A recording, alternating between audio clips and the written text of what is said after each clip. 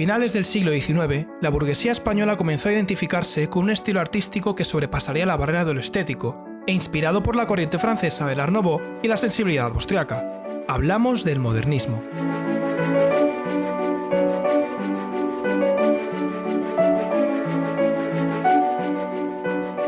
Un movimiento artístico, social y cultural cuyos elementos definen a sus ciudadanos y a un pueblo influenciado directamente por su industrialización. En los últimos años, este movimiento vive una segunda juventud, una importante campaña de revitalización a través de entidades socioculturales y políticas. Una campaña que pretende revivir una época de proliferación de elementos como la pintura, la arquitectura, la escultura o el diseño gráfico.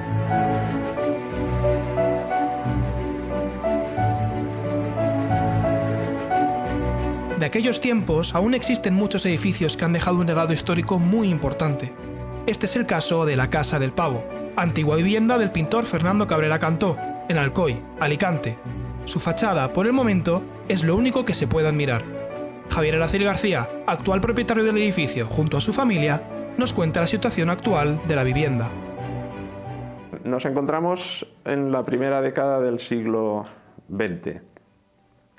En ese momento, en Alcoy hay una pujante industria y un industrial importante en el mundo de las cerillas, que es Agustín Gisbert Vidal, que es mi tatarabuelo, y tiene su yerno, es un pintor que está empezando a tener relativo nombre y una cierta fama, que es Fernando Cabrera Cantó, ¿no? Y deciden construirse una casa en el centro de Alcoy y trasladar allí lo que era el estudio del pintor Fernando Cabrera. Lo que realmente nos interesa ahora a la familia es que se mantenga el legado cultural de Fernando Cabrera dentro de lo que es la ciudad de Alcoy, porque fue una persona muy arraigada al mundo cultural. Javier Aracil ha tenido la suerte de crecer y educarse en una familia con muchos arraigos culturales y artísticos. Su madre le educó en ese sentido, para ser defensor de estas cuestiones. Con posterioridad a la guerra, pues como todo el mundo sabe, fueron épocas bastante difíciles y mi abuela, pues para sacar ciertas rentabilidades de la casa, pues intentaba alquilar parte de la misma y tal y cual. Sin embargo, mi madre con posterioridad quiso reconstruir todo aquello que mi abuela había intentado modificar para sacar cierto tipo de rentas, ¿no? Y volverlo a dejar como estaba en su momento. Y gracias entonces también a mi madre hemos conseguido que la vivienda hoy en día esté prácticamente igual como estaba en sus orígenes, ¿no? Una vez entras en su interior, te transportas a otra época, a otro mundo. Al recorrer los pasillos, las paredes te susurran, cuentan las historias de antaño, las vivencias del pintor. Los muebles se mantienen intactos, son los originales, y permiten respirar una atmósfera ostentosa y rica de la burguesía alcoyana. Y al fondo del edificio nos espera una sorpresa. Estamos subiendo la escalera que da acceso al jardín de la Casa del Pavo.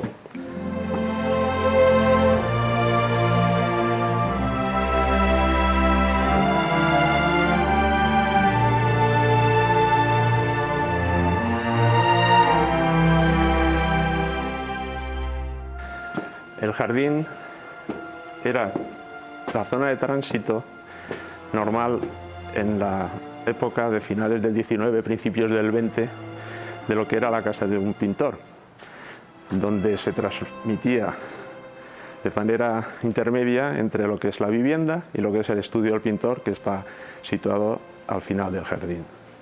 En aquella época éramos pequeñitos, con lo cual el jardín nos parecía muy grande, entonces aquí te podías esconder, jugar al escondite.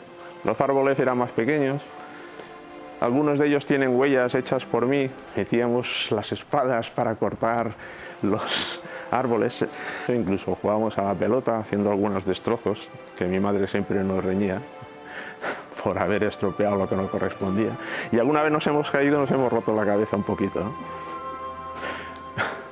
Fernando Cabrera utilizaba este jardín como zona de tránsito, pero también como zona de descanso, donde se sentaba, leía el periódico, se relajaba y se acercaba, y por aquí accedía a su estudio, donde dentro tenía toda su obra pictórica y donde era su espacio de trabajo. El estudio de Cabrera fue el centro de tertulias, de ambiente cultural y de las artes locales, pero hoy en día no se conserva con las mismas disposiciones que había en aquel momento. Sin embargo, su función cultural permanece con el estudio de la Casa del Pavo. Carmen Carbonell, fundadora y coordinadora del estudio, y Jorge Hinojosa, guionista, cineasta y el coordinador del taller de cine, nos cuentan su experiencia de trabajar en este lugar.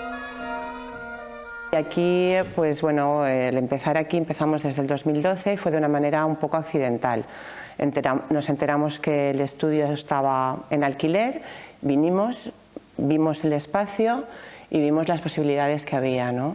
Y las posibilidades eran muchas, no solo como dibujo y pintura.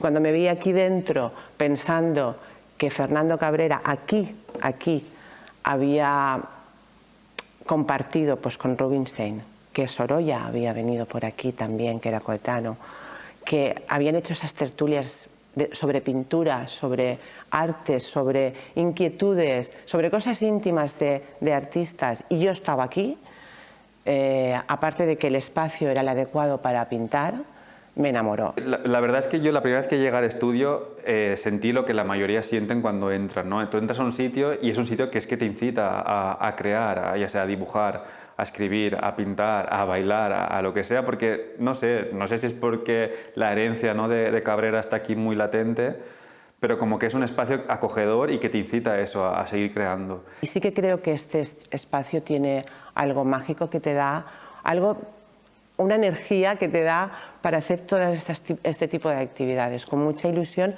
pero también con mucha pasión.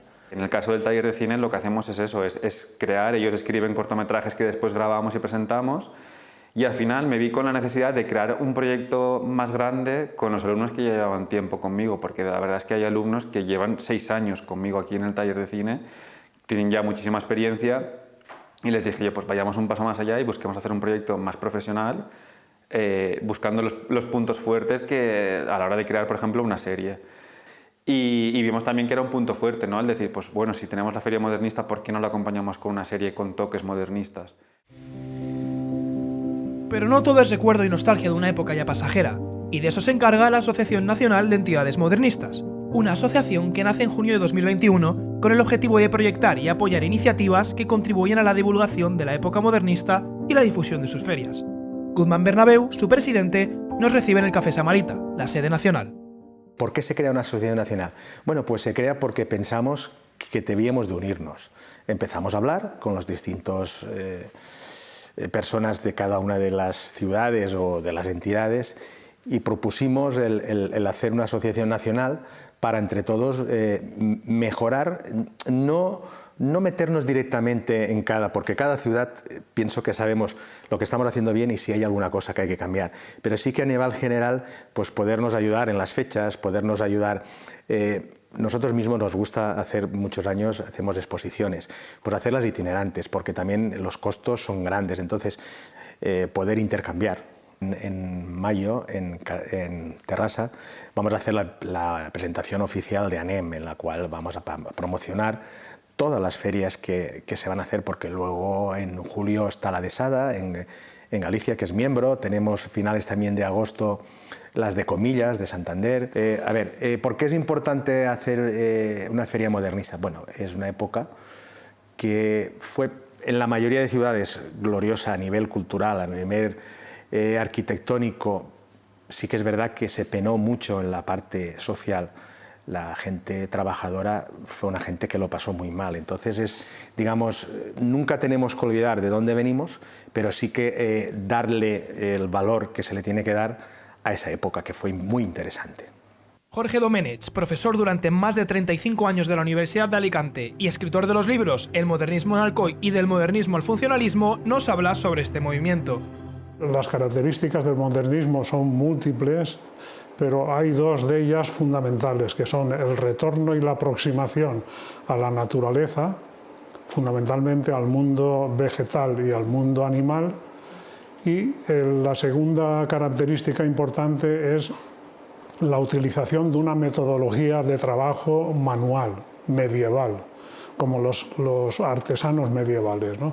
Luego, entonces ahí yo pienso que hay una reacción que media un siglo y pico, que es las primeras décadas actuales del siglo XXI, la última década del siglo XIX, primeras del XX, y una cierta añoranza a retornar un poco a la belleza, y a la perfección que había en la época modernista, ¿no? Esta es un poco una explicación que yo le encuentro, despojándola un poco de folclorismos, ¿no? Que siempre hay folclorismos en este tipo de fiestas, ¿no? Para que la feria modernista salga adelante, cada persona, cada detalle cuentan. Y María José Miralles, modista y turbantera, se prepara durante todo el año con mucho esmero para que todos luzcan de la mejor manera posible. Mi manera de participar más o menos es a base de complementos, porque el complemento muchas veces hace lo que es el traje. La verdad es que intento ser lo más... seguir las tradiciones, no poner materiales que no sean de la época, intentar buscar todo lo que sea lo que más se asemeje a la época, y disfruto muchísimo porque lo hago personalizado y entonces la gente queda muy muy contenta. Yo he llevado talleres de 200 personas aquí en Alcoy, que lo hacía por medio del ayuntamiento, y la gente es súper artista. De verdad que veías una cosa, que dándole 2 toquecitos y la ilusión, yo decía, la ilusión que os tiene que hacer ese día poneros algo que os habéis hecho vosotros. Estas cosas son las que hacemos más sencillitas en el taller. Hay gente que ha traído sus sombreros y ya hemos adornado sombreros, pero estas cosas más sencillitas son las que hacemos en el taller para que la gente vaya iniciándose, y ya digo que muchas tienen muchísima idea, de verdad. Y después sí que se utilizaba mucho las plumas, que ellas mismas no lo sé cómo lo hacían, pero eran súper artistas. Las de aquella época las tenían con el azafrán o con los colorantes que tenían de la época, y entonces ya les quedaba lo que es un tocado, más o menos. Ahora les ponemos una diadema para que sea mucho más cómodo.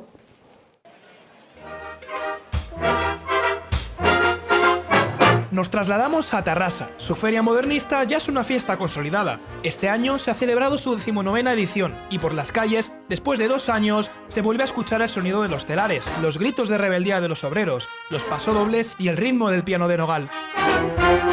En esta ocasión, acompañamos a la Asociación Nacional de Entidades Modernistas de la mano de Guzmán Bernabéu, en su travesía por la ciudad catalana. Estuvimos valorando cuando nos dijeron la temática de Terrassa y buscamos en los archivos y nos decidimos por un traje de la tuna de la Universidad de Guadalajara, que es del año 1900. Prácticamente es un calco de ese traje.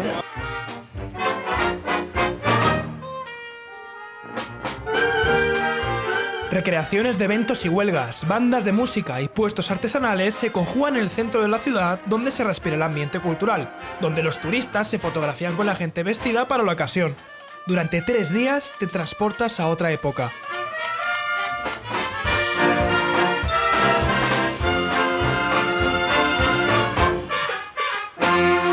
Me gusta recrear la época modernista porque fue una época de un gran esplendor, donde renacieron las artes, la literatura, la música, y nos gusta, lo pasamos bien.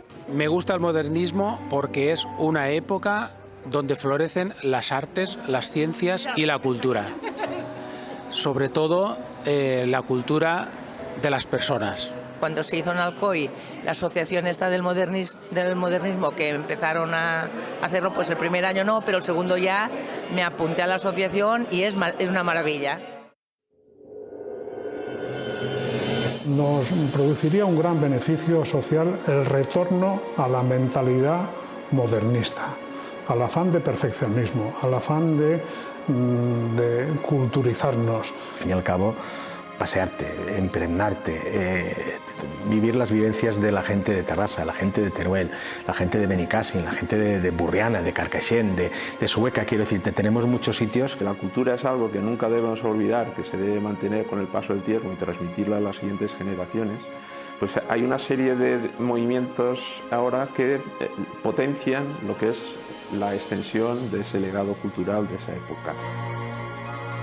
El amor y la habilidad por las obras bien hechas se extiende por todos los rincones de ciudades como Alcoy, Tarrasa, Barcelona, Valencia, Carcaixent y muchas otras que se han visto influenciadas por un pasado que aportó un legado histórico incondicional.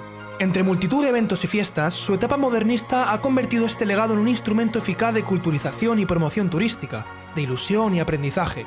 Recrear el ambiente y las vivencias de antaño ha sido y es una gran oportunidad para consolidar la importancia del modernismo y su impacto en nuestra sociedad. Un elemento clave para entender el discurso de la ciudad antigua.